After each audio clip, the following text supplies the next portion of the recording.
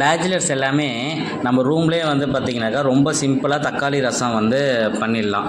ரொம்ப ஈஸி, ஒரு 5 மினிட்ஸில் பண்ணிடலாம்.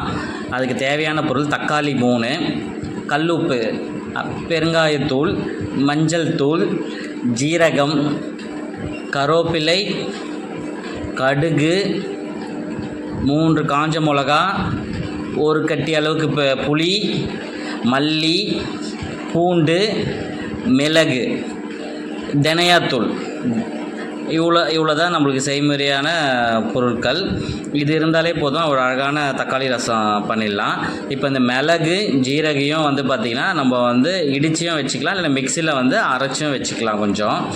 கொஞ்சம் ரொம்ப காரம் அரைச்சி வச்சுட்டு தண்ணி 5 டம்ளர் தண்ணியில் தக்காளி 3, அந்த புளி இதை வந்து பார்த்திங்கன்னா கரைச்சி வச்சுக்கணும். வச்சதுக்கப்புறம் வந்து வானிலை வச்சு எண்ணெய் ஊற்றி கடுகு உளுத்தம் பருப்பு போட்டு லோ சிம்லேயே வைக்கணும்.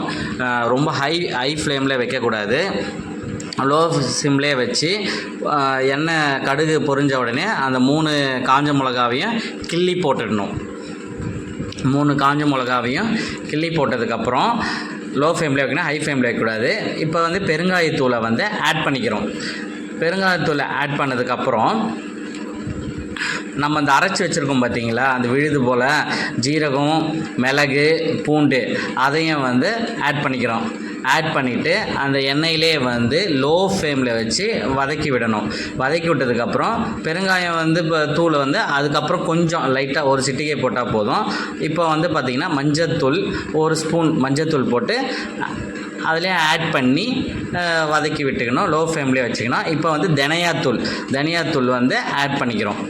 ஆட் பண்ணிவிட்டு ரொம்பலாம் ஆட் பண்ண வேணாம், தனியாத்தூள் ஒரு 2 ஸ்பூன் இருந்தால் போதும். அதுக்கப்புறம் வந்து நம்ம இந்த கரைச்சி வச்சுருக்க தக்காளி புளி போட்டு கரைச்சி வச்சுருக்கோம், அதை வந்து பார்த்திங்கனாக்கா இதில் ஆட் பண்ணிக்கிறோம்.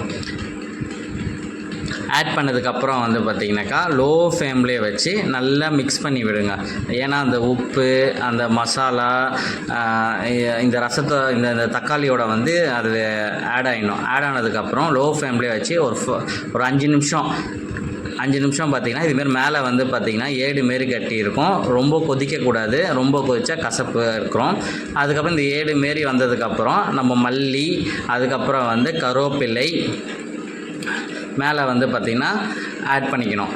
ஆட் பண்ணதுக்கப்புறம் லோ ஃப்ளேம்லேயே இருந்ததை வந்து ஆஃப் பண்ணிவிட்டு அவ்வளோதான், தக்காளி ரசம் ரெடி ஆகிடுச்சு. இது வந்து பேச்சுலர்ஸ் நம்ம ரூம்லேயே பண்ணிக்கலாம். ரொம்ப ஈஸி, வெரி வெரி சிம்பிள். ஹோட்டலில் சாப்பிட்ற அவாய்ட் பண்ணிட்டு வீட்டில் சாப்பிட்லாம். Good health.